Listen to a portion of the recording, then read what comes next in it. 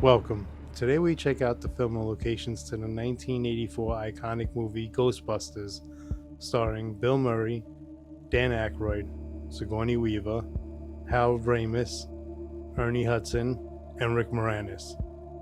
So come along on the journey as we check out the locations to what is known as one of the biggest films to come out of the 1980s on this edition of Where'd They Film That?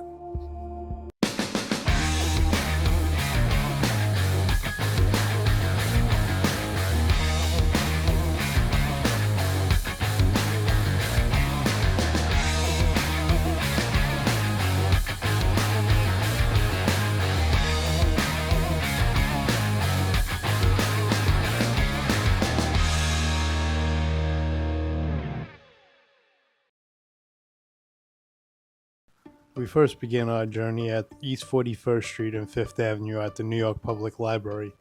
It's at this location where the beginning of Ghostbusters was filmed, along with some of the interior of the library, where we see the Ghostbusters talking to one of the authority figures at the library.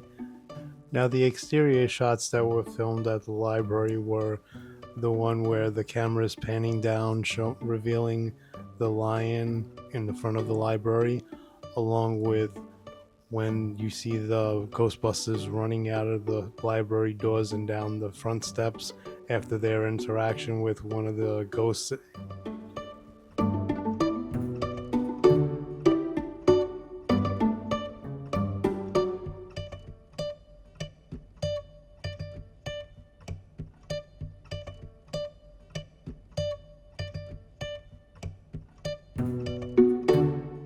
Now, the interior shots, some of them were filmed at this location, but the basement scene where the librarian and eventually the Ghostbusters get in contact with some of the supernatural activity, that was shot at a totally different location about a few thousand miles west of here at the Los Angeles Public Library.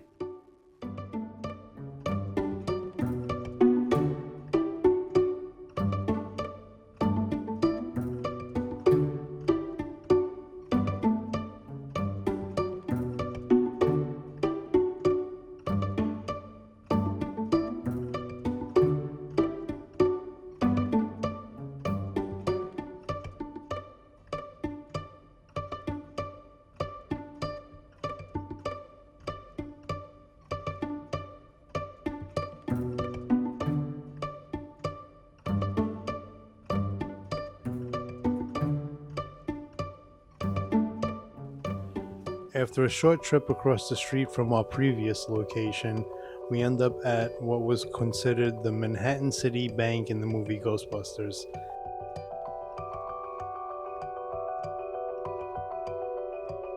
And it's at this location where Ray was able to take out a third loan at 19% interest, I may add, on his home. As they walk out the bank and down the block, Venkman's trying to convince Ray that he made the right decision, and you can see the building in the background, and that building is this one right here. It pretty much still looks the same.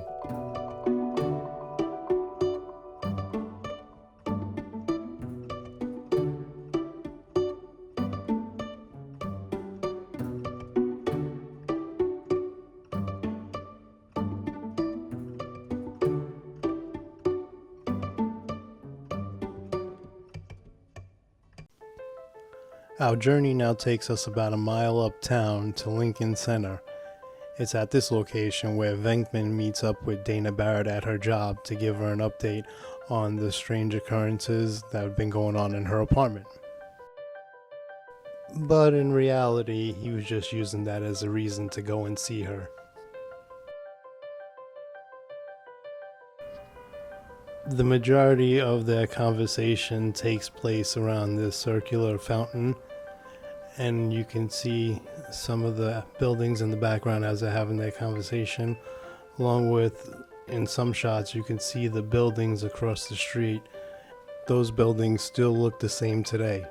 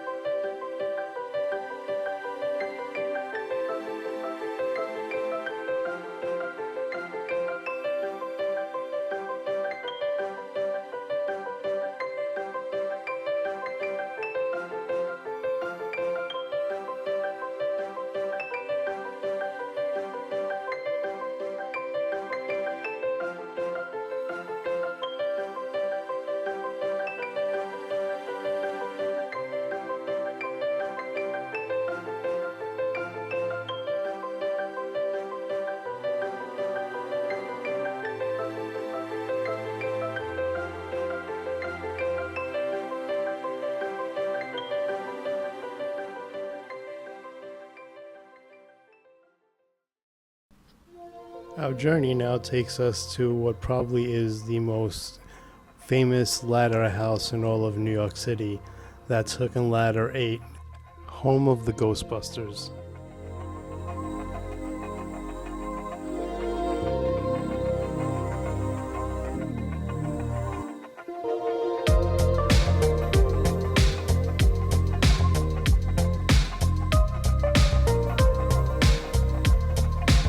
Now, all the exteriors of the engine house were all filmed at this location on North Moore Street, but the interior of the firehouse was filmed at Engine House 23 in downtown Los Angeles.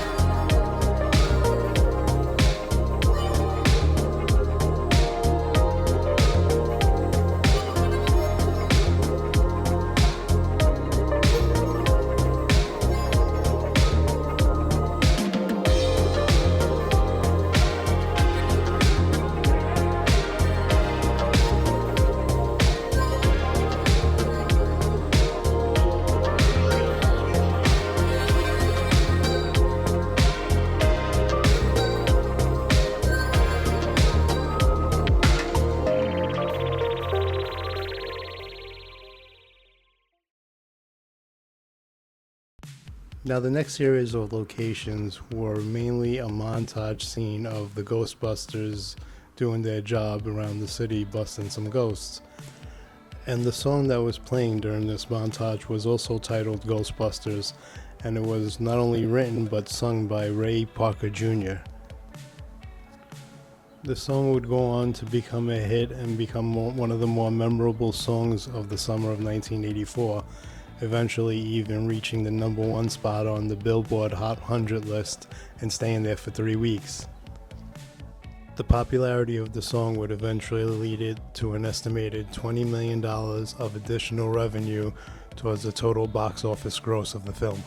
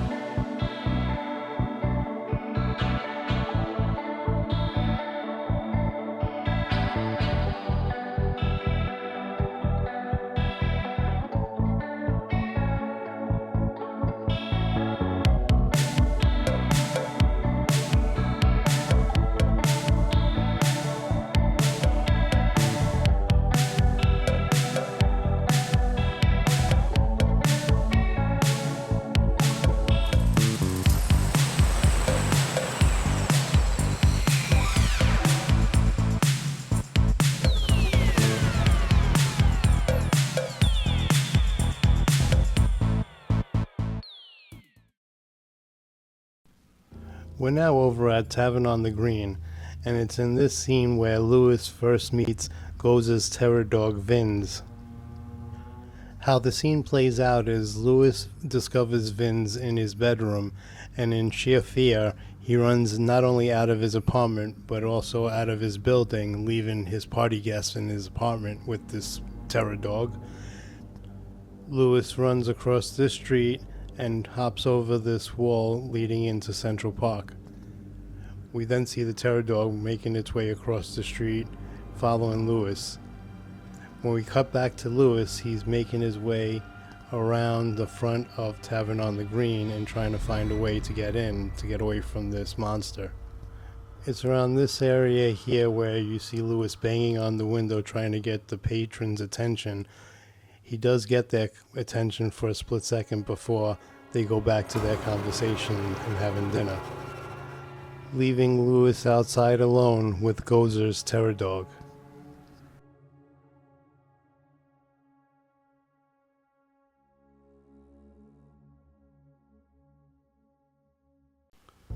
We're now back downtown at two locations. The first one is the Manhattan Municipal Building, and the second one would be City Hall.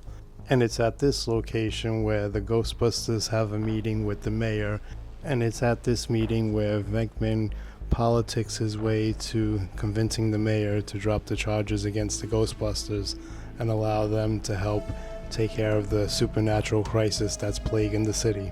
Which then leads us to seeing the Ecto-1 pull out of the Manhattan Municipal Building and make the left on its way uptown, which is where we're gonna head soon, but we just need to make a few more stops along the way.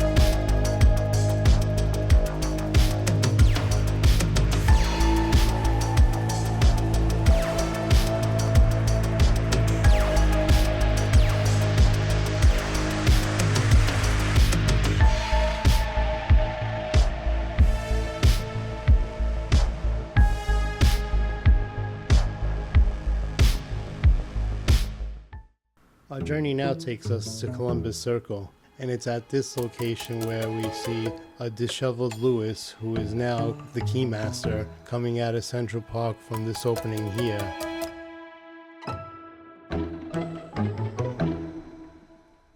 He makes his way over to this section right here where there will be a horse at the curb.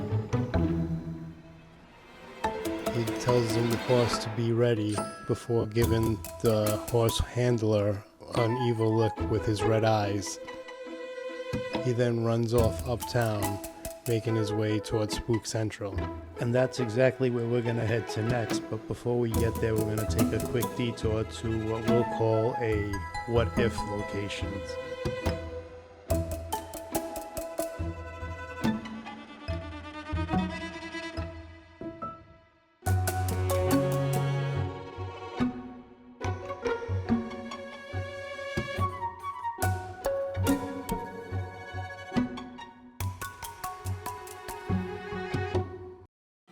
We're now at 1 Fifth Avenue, and this is what I like to call the what if location. And it's at this location where the filmmakers originally wanted it to serve as Dana and Lewis's apartment building. Ivan Reitman and his team wanted this location because they liked the way the upper floors resembled the look that they were going for in the movie. But as fate would have it, the tenants of the building and the co-op board members rejected the filmmakers' request, and they moved on to Plan B, which ended up being the Central Park West location that we've seen in the movie. And if you look at the upper floors and the structure of the building at this location, you could tell they used some of the idea for it in the matte painting that they used to add to the 55 Central Park West location. It would have definitely been different seeing the Stay Puft Marshmallow Man walking through the Washington Square Arch, making its way down Fifth Avenue. If they did end up filming at this location, I wonder, instead of it being called Spook Central like we know, would we have now known it to be Spook Square? Our journey ends at 55 Central Park West, aka Spook Central.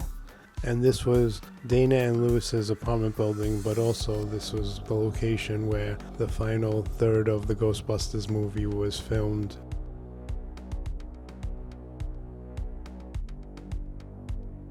We see the Ghostbusters driving up Central Park West with a police escort as they pull up to Spook Central. We can notice the statue in the center of Columbus Circle as they're driving up Central Park West.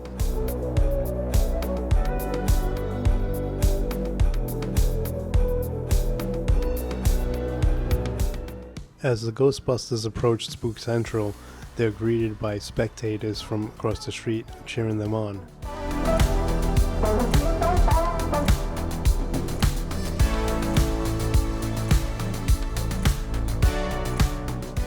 Before they go into the building, they take a look up to see what it is they're dealing with. But I know a place not too far away where we can get a better view, and that would be at Sheep Meadow Fields in Central Park. Now, as you could tell, it doesn't look anywhere near as tall as it did in the movie, and how they did that was through matte painting. They added a few of the floors alongside with some of the smoke coming out of the side of the top of the building.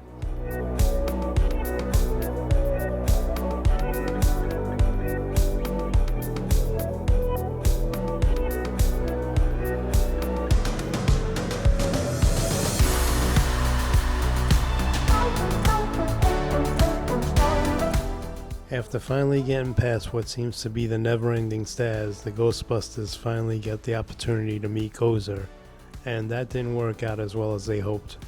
But she was nice enough to give them the option of choosing their destruction, which Spangler innocently does, and that'll lead us back down to Columbus Circle where we get our first look at the Stay Puft Marshmallow Man. We first see the Mr. Stay Puft when he makes the turn on 58th Street, crossing through Columbus Circle on his way up Central Park West.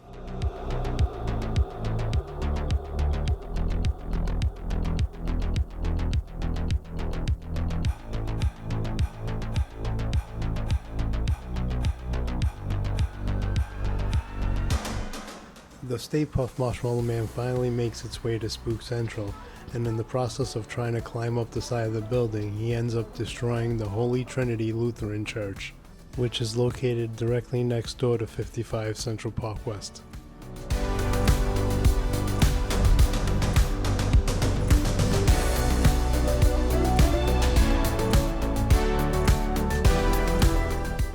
After an unsuccessful attempt at trying to take out the Stay Puft Marshmallow Man, the team decides to one last Hail Mary and do the unthinkable, and that is cross the streams. And it actually worked.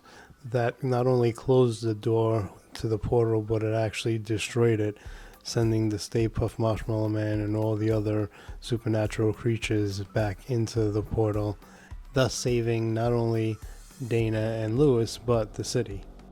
Now, the interior of the building, such as Lewis and Dana's apartment, or all the scenes that were taking place on the roof and the fight with the Stay Puft Marshmallow Man, those were filmed at various sets at the Burbank studios. But all the exterior shots that were needed for the film were shot at this location.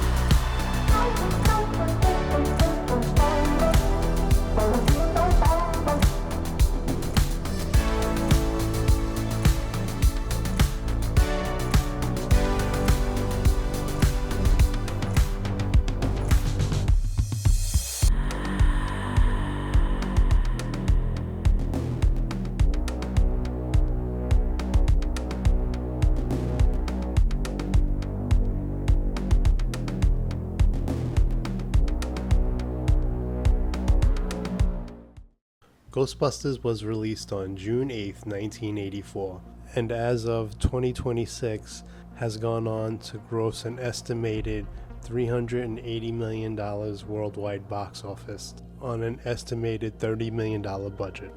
It has gone on to make countless sequels which continue till today, a reboot, an animated series, a bunch of toys, comics, and a host of other things, making it a franchise that is still going strong 40 years later. And it was this movie that generated millions upon millions of fans for generations to come that helped kickstart that franchise. Well, that's going to do it for us today. Thank you for coming on the journey to check out some of the filming locations on this timeless, iconic classic from the 1980s. And I look forward to seeing you again on the next episode of Where'd They Film That?